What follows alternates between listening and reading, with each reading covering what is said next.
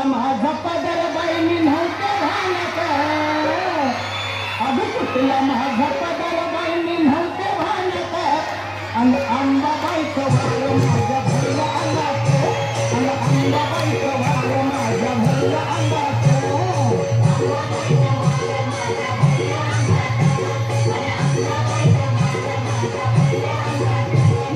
तुटला माझा पदर बाई मी नव्हते भानत आणि तुटला माझा पदर बाई मी नव्हते भानत आणि अंबाबाईचं वार